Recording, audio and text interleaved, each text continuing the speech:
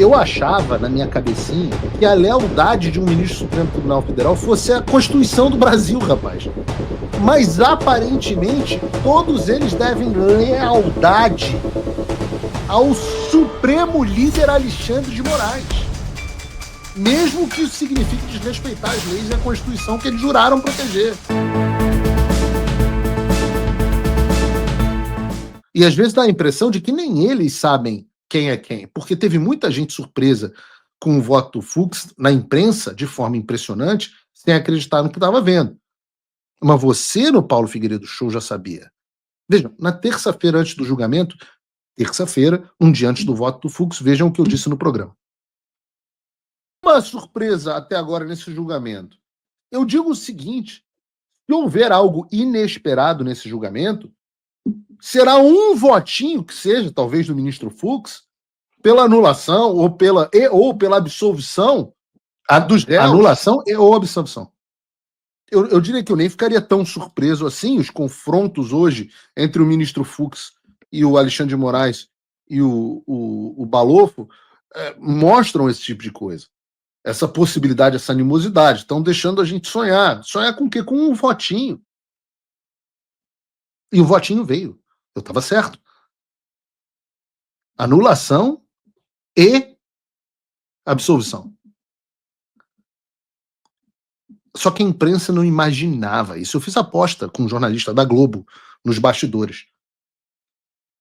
Eu fiz aposta com um jornalista da Globo nos bastidores. Vamos pagar um jantar aqui no Makoto.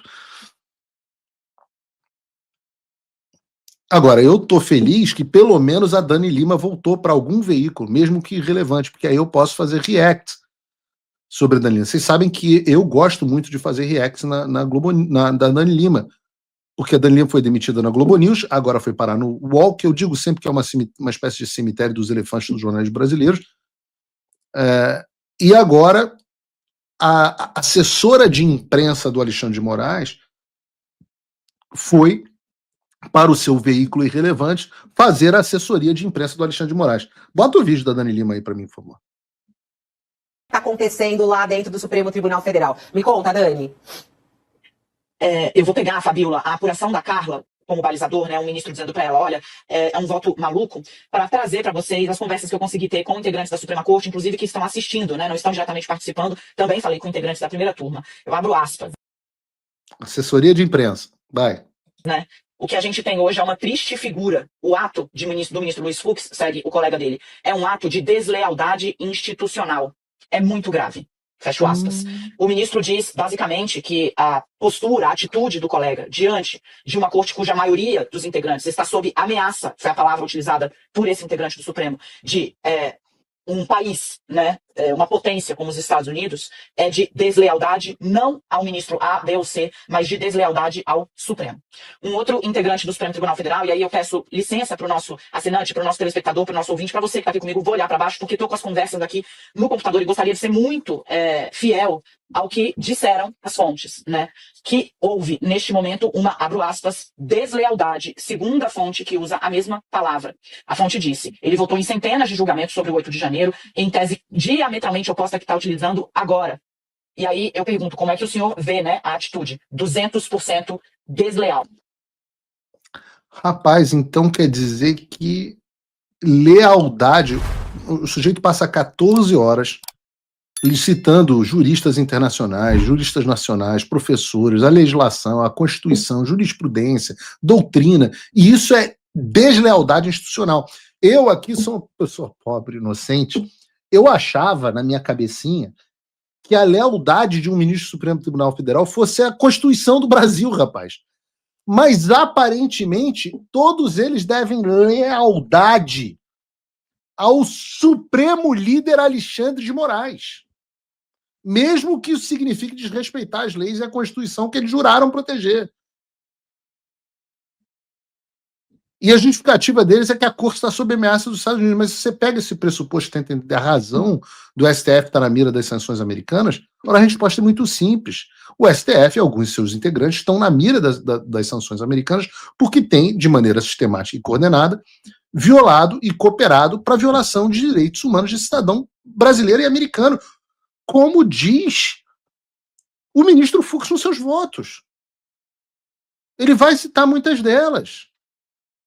Ele abre o voto falando que os réus tiveram o direito deles à defesa e o contraditório cerceado porque o Alexandre promoveu uma entrega tardia e desorganizada de 70 terabytes de arquivos sem dar tempo hábil para que esses arquivos fossem analisados.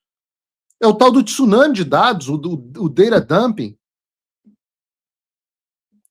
E é óbvio, nós trouxemos isso aqui no programa.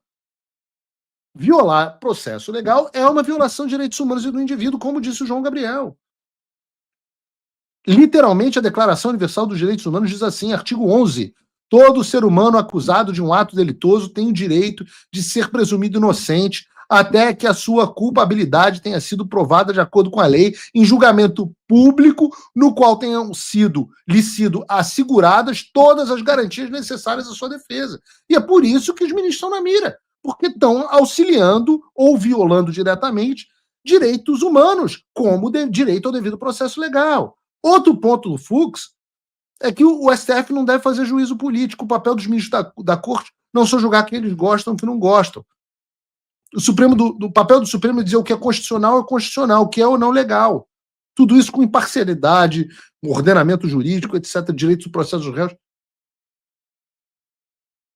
Agora, nós temos um presidente, ainda presidente da Corte, como Barroso, que diz que o papel da Corte não é esse. O papel é empurrar a história na direção correta.